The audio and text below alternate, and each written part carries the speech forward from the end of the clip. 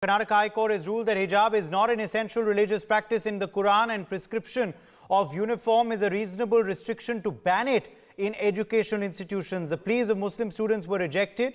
This historic judgment has now set a precedent for the country. The court also ruling that the state government has the power to issue order and in no case is made of its invalidation. The CM reacting to this judgment has urged students to adhere to the order, come to school and study for exams. Court has also refused to intervene in the police investigation as it referred to unseen hands who blew this out of proportion to engineer social unrest and harmony. So what does this judgment mean for the country and our students, and how do we ensure that this issue is not becoming a standoff either right now or in the future? Joining us at this point is Ifra Jan, spokesperson of the National Conference. Raman Malik, BJP spokesperson, joins us live. Dr. Lubna Kamal, in par media panelist, is also live with us. Rekha Agarwal, senior lawyer, joins us live. Ajay Verma, senior journalist, is live with us. Syed Asad Abbas, political analyst, also joins the broadcast. Ifra Jan, let me begin with you first. This is, of course, a big verdict. How are you viewing this? How is the National Conference reacting to this judgment? Okay, I think we've obviously lost Ifra Jan there. Let me bring in Raman Malik of the BJP at this point. Raman Malik, clearly, of course, a big decisive verdict. It is a relief for your Karnataka government because this does mean that obviously there is going to be no change to the circular or any sort of rules or directives that the government had earlier issued. How do you view this judgment, and do you believe now the matter should end here, or do you believe, or are you expecting now that it will continue, the row will continue, and this will reach the Supreme Court?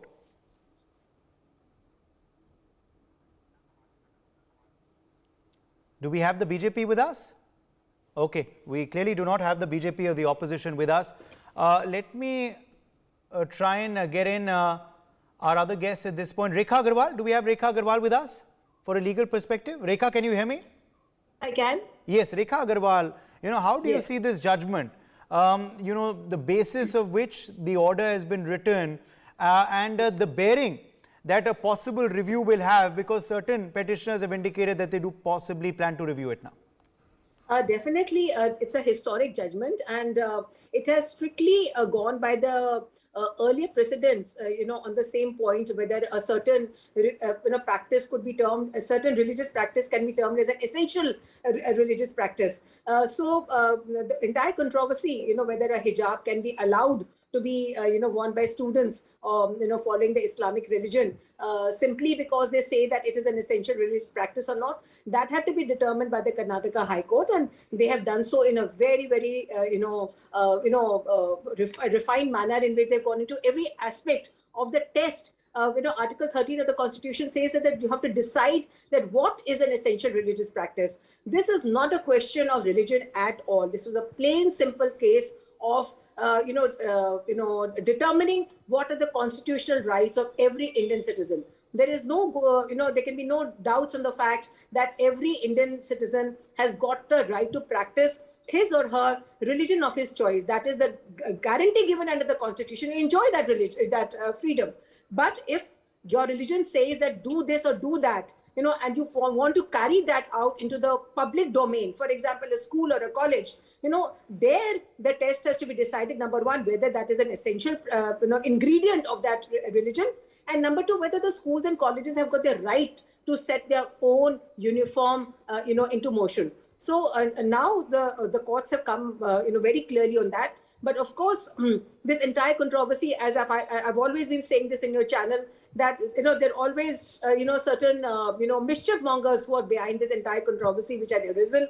Clearly, it was the students themselves per se really wouldn't care so much as to whether they can, they should be permitted to wear the hijab or not. This was simply people who were, trying to create one row up to the other. It was all a political agenda, and therefore I definitely see this matter going to the Honorable Supreme Court, because the people who have filed these cases, the students who have filed these cases, much as they may say that they were the petitioners themselves before the Karnataka High Court, they were just a front. They were made a stooge by certain people with, other motives. And, having said that, they're not going to be resting, in comfort after this judgment. And this matter is either going to go for a review before the same court, or definitely I see this matter going before the Honorable Supreme Court. Right. Stay with us, Rekha. In fact, let me take that across to Saeed Asad Abbas as well. Saeed Asad Abbas, the fact is that the High Court has ruled that uniform rules can be set by educational institutions. That is one part of the verdict. The second part of the verdict, interestingly, says that hijab is not an essential part of Islam. How do you react to both tenets of this verdict, and do you believe this should be the last word, or do you see this matter also headed in the direction of the Supreme Court? Well, first things first, constitution of our country allows us to dissent with the verdict. So therefore, I present my dissent on the same. For the reason why, because I've seen on a very large scale that this has been practiced not just for the last couple of years, but several years. Coming from Karnataka, being to the land of Udupi, Kundapur, Chikmagalur, where we are seeing all these issues taking place with respect to hijab, these girls have been wearing, their seniors have been wearing. Unfortunately, in this particular college, they did not allow. The fact of the matter, as I hear from the petitioners, that they are certainly moving the Supreme Court on the same. Now, this can be debated time and again. I do understand and greatly respect the judges who took about 11 days during the hearing. It took about an amalgamation of 23 hours. They've been very patient throughout, listening to all the petitioners, so on and so forth. But in those 11 days, it cannot be proved or decided on the same. So therefore, I think keeping the right, the fundamental constitutional rights, there shall be an appeal and moving towards the Supreme Court on the same. For the precise reason why, essential religious practice of Islam, keeping in mind the Surah Nisa, Surah Nur, Surah Hijab, also which was produced before the court, where lordships had their own decision. I'm also going through the 129 odd pages of the court order. I'm yet to completely finish to come to a complete comprehension of the same. But nevertheless, keeping the petitioners in mind, from what I last heard from the lawyers, is that they have already, the petitioners have given their consent on the same, and there shall be moving the Supreme Court. Yes. Okay, let me in fact ask you then, Saeed Abbas, which are the tenets of the verdict that you disagree with? The fact that hijab should be allowed in schools, in colleges, the fact that they should not be allowed to set their own uniform rules, or that hijab is is essential to the daily fundamental practice of Islam? Well, Sahab, I'm very glad that you asked me this question. As a matter of fact, this question gave me an opportunity to give a much better clarified answer on the same. The fact of the matter, myself or many of the petitioners or all of us on the panel and in India and across the world, I'm sure will agree, uniform must and should be there. All of us are with it that uniformity is a must and should. It is compulsory to follow for every student which comes in. Here, the only request has been for a headscarf. A headscarf, allowing of a hijab, which is the headscarf, so that these girls have been practicing with their respective religion to be allowed. Why the hijab has been the headscarf, even if it's khimar? Sir, I think it's not your turn, sir. Allow me to complete my point, sir. It's not fair. I think after I speak, you will have your turn. Thank you. So, therefore, the uniformity is a must and should, Uday Sahab. I completely agree with you on that front. Okay, I think we also do have our BJP representative now. Raman Malik, are you there with us? I'm there. Yes, okay. I'm there. Yeah, I was trying to get you in earlier. In fact, I don't think we had got your connection just yet. But yes, Raman, how are you viewing this verdict? Obviously, since it does come as a big relief for the Karnataka government, for your BJP government in the state. And yes, you can go ahead and rebut Saeed Abbas as well. See, the basic point is one has to understand that there are two different issues, prima facie.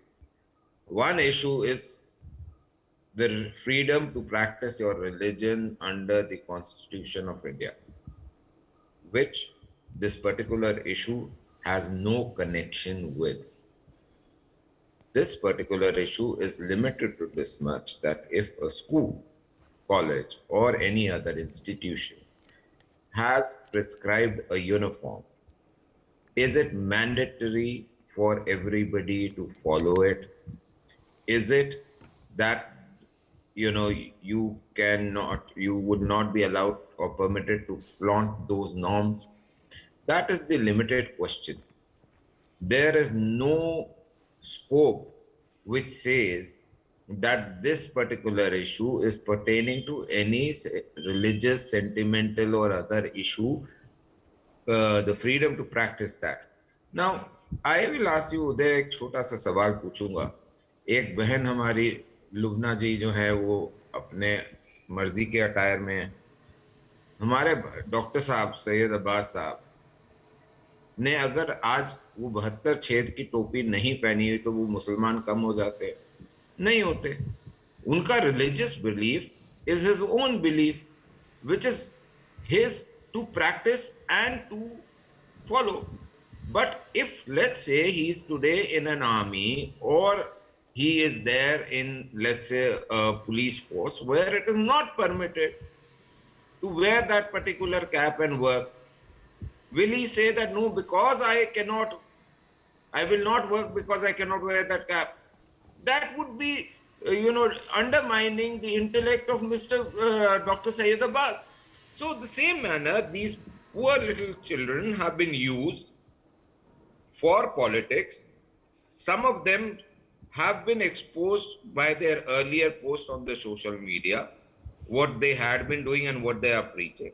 Now the whole point is that it is a humble request. You want to go, in the Ram Mandir also, people after the Supreme Court's intervention also, they went ahead and wanted to do certain more things. But then good sense prevailed. Same ways, I believe good sense would prevail. But still, if they want to go further, they have a constitutional right, they should. But at the end of the day, they should accept two things. That one, the rule of land is supreme. It is supreme than any other religious book in this country because it is governed by a constitution of India, which is not limited or subject to any religion. Number one. Number two, they should also accept that it is high time this nation should follow a uniform civil code because every citizen of this nation is born with equal rights under the Constitution of India, and it should be a human entitlement in this nation to have the same. Okay, let me quickly bring in the others as well. I think Ajay Verma also was making a point because Ajay, the fact is that of course while this is a legal verdict and the ramifications are as far as the education scenario in Karnataka is concerned, its political implications are also there given the fact that this matter was raised in the assembly elections just a few weeks back as well.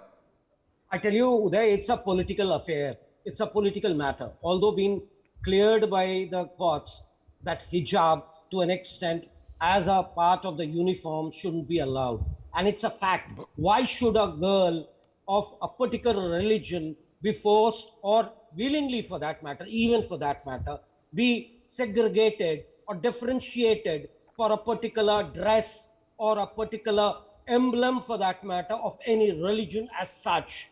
On a broader aspect, if you go, this hijab issue should be brought to an end, because why should a woman be differentiated in a society for that matter, being to a particular religion, carrying a scarf on her head or a hijab for that matter, what you call it's khimar. Even Quran doesn't allow it. Quran has verses about the decency of men and women both. Righteousness it has talked about. Hijab has been referred in Quran in places where girls or the ladies used to enter the homes of the Prophet. That was privacy and on moral grounds. Can't be tolerated for that matter on religion. This is, see, Gen Next, this is Gen Next. The ages are past. Once upon a time, this would have been in the tradition, but today a woman can't be segregated. If we are talking about women's empowerment, give them the power to stay without all these implications or symbols for that matter of any religious affiliations. Dr. Lubna Kamal, let me bring you in here as well. Dr. Lubna Kamal, at the end of the day, do you also believe that this became a political matter, or do you maintain that fundamentally it is a religious one due to, of course, it being considered whether hijab, burqa is part of essential practice of Islam or not? See, there are three parts to this whole controversy. We should not forget the political angle to this. It is essentially there. The second thing is that the hijab in uniform, that is for the authorities and the school and the administration to decide, and that cannot be interfered with. This is what I believe. And so the school-going girls can do away with hijab if it is interfering with their education, which is of utmost importance. And Quran essentially speaks about that. Iqra was the first word of Quran. So education is far more important than anything else. The third thing is, speaking of the essentiality of hijab in Quran, I think that needs further debate, and we can go for the review petition, or we can even go to the Supreme Court, because it is definitely essential to respecting the court's judgment. But I feel that it is essential, because otherwise I might be asked to remove the hijab tomorrow. Why can't? No, but this is of course to do with schools and colleges, Lubna Kamal. I don't think you will be asked to remove it from your own home or when you're walking on the road. I think this obviously pertains to school and college. Raman, I'm just coming back to you. Let me just quickly ask that follow-up question to Dr. Kamal. Revolution in Iran by the women, number one. Dr. Number Lubna. two, there are feminists who say that my body, my wish, who Yes. are supporting today this whole controversy. Yes. Raman Malik, I'll come back to you for a reaction. Lubna Kamal, let Lubna Kamal answer that. Dr. Lubna Kamal. Yes, I have stated that already, that if it is allowed in an educational institution, then it is okay. If it is not allowed, then it can be omitted. Yeah, but if someone asked me to remove my hijab in where I am working, that is something which needs to be addressed. Okay, Raman Malik, quick reaction, and Rekha Agarwal was also Constitutional right, viewing. ma'am. Yes. That is your constitutional right, how you practice your religion. Nobody is interfering into that. But the whole point is that a simple factor. I am teaching in a government institution.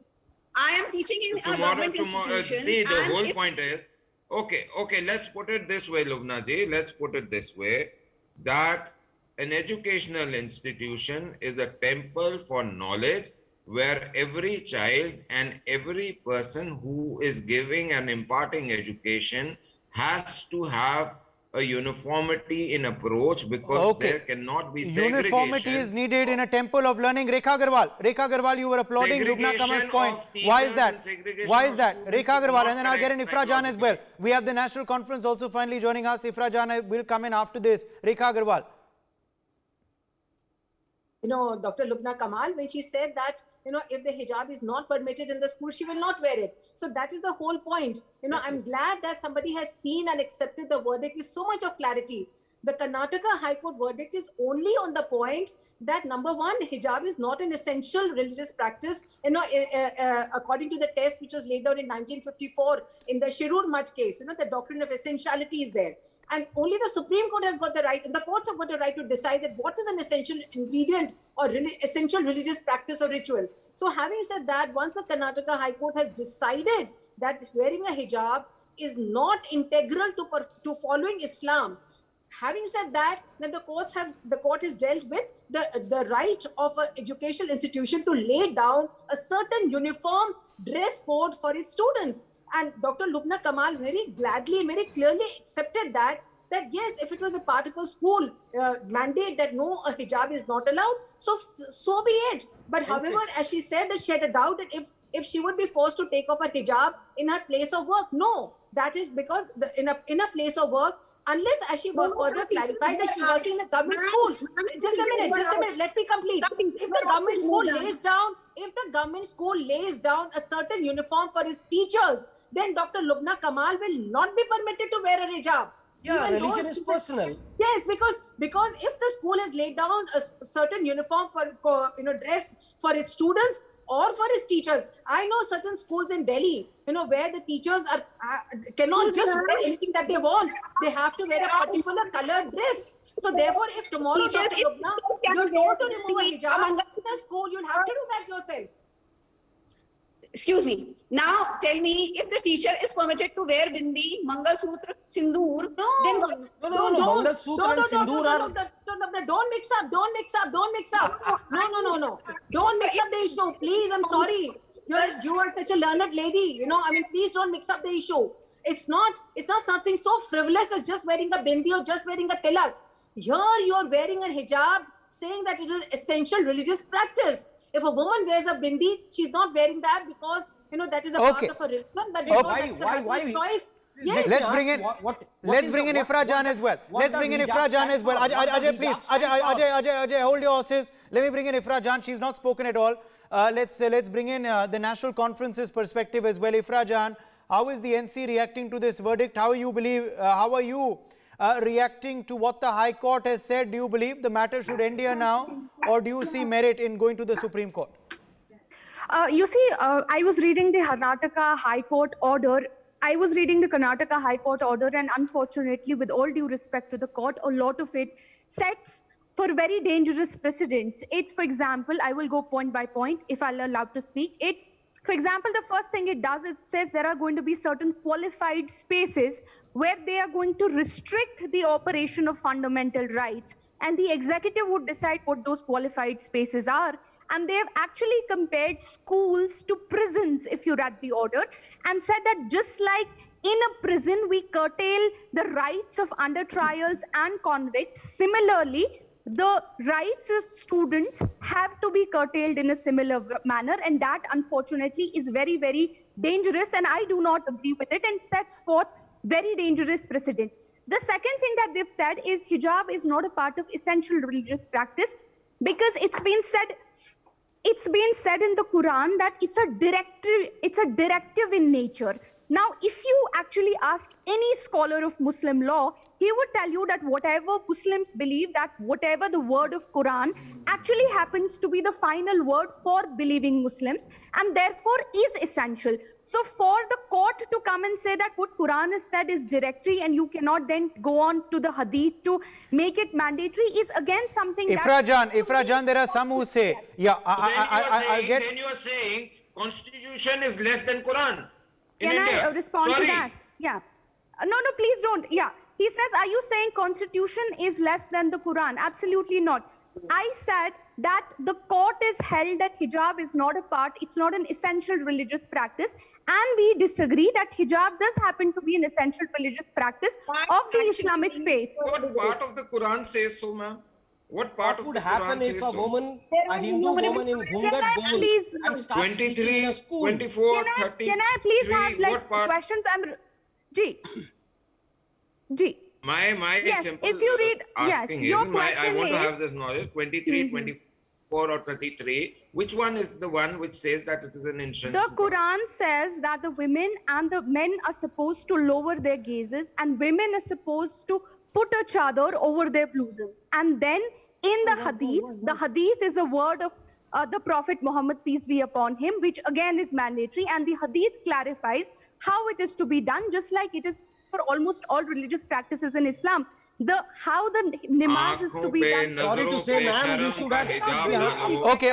One second. One at a time. Let me bring in Rekha Agarwal. Rekha Agarwal on the legal perspective. She's the only lawyer on the panel today, or at least the only one, of course, who practices in the Supreme Court. So let her come in. Rekha Agarwal, on the legal premise that Ifra is challenging, reading out the order there, how would you react to her and respond to her? And, some petitioners have indicated that they do plan to appeal this in the Supreme Court. How much of merit will that appeal have in your view?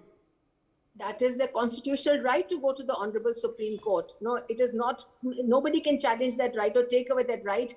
So therefore the students, who have filed this petition, they may very well go to the Honorable Supreme Court and satisfy themselves. And the court will again go into this, the Honorable Supreme Court will again examine whether the reasoning given by the Karnataka High Court to come to the conclusion that wearing a hijab is not an essential religious practice in accordance with the 1954 Shirur Mutt's judgment, then the Supreme Court is well within its right to set it aside. Time will tell. It's too soon to say right now that what is going to be the final verdict, because the last word is going to be with the Supreme Court. But as of now, or I have not personally read the Karnataka High Court judgment, but all that I've heard from in various channels, Right. the court has the Karnataka High Court in its wisdom, the larger bench of the Karnataka High Court in its wisdom has examined the constitutional aspect as well as the religious aspect, because after the Shirur Mat case, it is only the court which can determine. Rekha Agarwal, just hold that thought. Just hold that thought. The petitioners are speaking right now. I want to cut across. College ಇದು compound ಒಳಗೆ solve ಆಗುವುದು matter ಇದ್ದದ್ದು. So ಇದು ಬೇಕಂತ ಇದು ಅವರ political ಮೈಲೇಜಿಗಾಗಿ interfere ಮಾಡಿದ್ದು and communal ಮಾಡಿದ್ದಾರೆ. ಒನ್ ಥಿಂಗ್ ಇಸ್ ದ್ಯಾಟ್ ನನ್ನ ಪ್ರಿನ್ಸಿಪಲ್ಗೆ ಆ್ಯಂಡ್ ನನ್ನ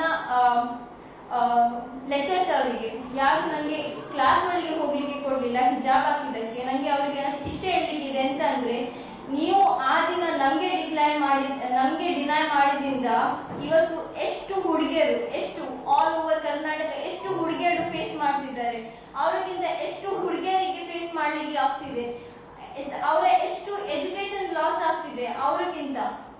ಅವ್ರು ಅಂದರೆ if on that if you have just allow us by saying yes you can go, ಇಷ್ಟು ಆಗ್ತಾನೆ ಇರಲಿಲ್ಲ. ಎಷ್ಟು ಗರ್ಲ್ಸ್ ಫೇಸ್ ಮಾಡ್ತಿದ್ದಾರೆ ಈಗ, ಎಷ್ಟು ಗರ್ಲ್ಸ್ ಈಗ ಇದು ವರ್ಡಿಗೆ ಬಂದ ಮೇಲೆ ಎಷ್ಟು ಪೇರೆಂಟ್ಸ್ ಅವರ ಚಿಲ್ಡ್ರನ್ಸ್ ಅನ್ನು ಅವರ ಗರ್ಲ್ಸ್ ಅನ್ನು ಬಿಡುತ್ತಿಲ್ಲ ಹೋಗ್ಲಿಕ್ಕೆ. ಸೊ ಇಟ್ಸ್ ಲೈಕ್ ಇದು ವರ್ಡಿಗಿಂತ ಮಾತ್ರ ನಮ್ಮ ಹಿಜಾಬ್ ಇದೆ ನೀವು ಸ್ಟಾಪ್ ಮಾಡಿದಲ್ಲ, ಅದು ನಮ್ಮ ಎಜುಕೇಶನ್ ಸ್ಟಾಪ್ ಮಾಡ್ತಿದ್ದೀರಿ.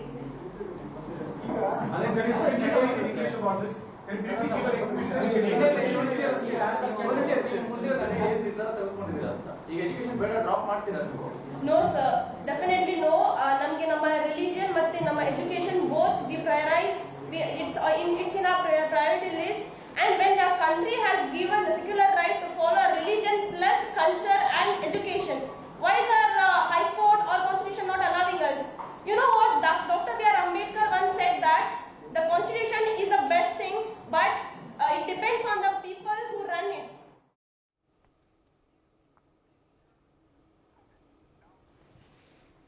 All right, those of course were the petitioners speaking there, reacting to of course the verdict that has come in from the High Court today. But Ifra Jan, you can of course respond to Rekha Agarwal, but also there are some who are asking you, including Ajay Verma, that every religion and culture reforms over time.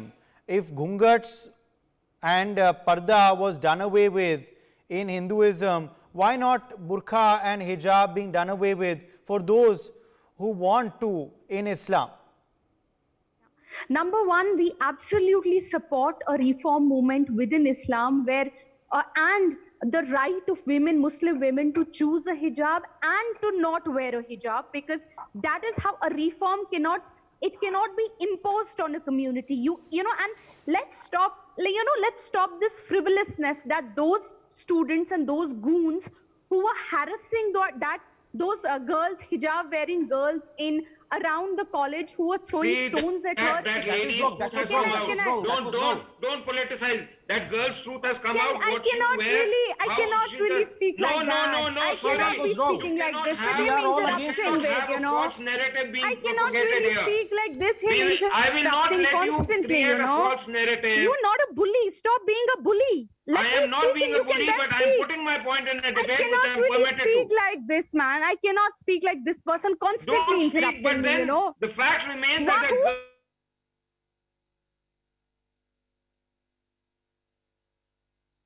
Okay, I'm afraid we seem to have lost our panelists there. For more such videos, subscribe to the NewsX YouTube channel, hit the bell icon.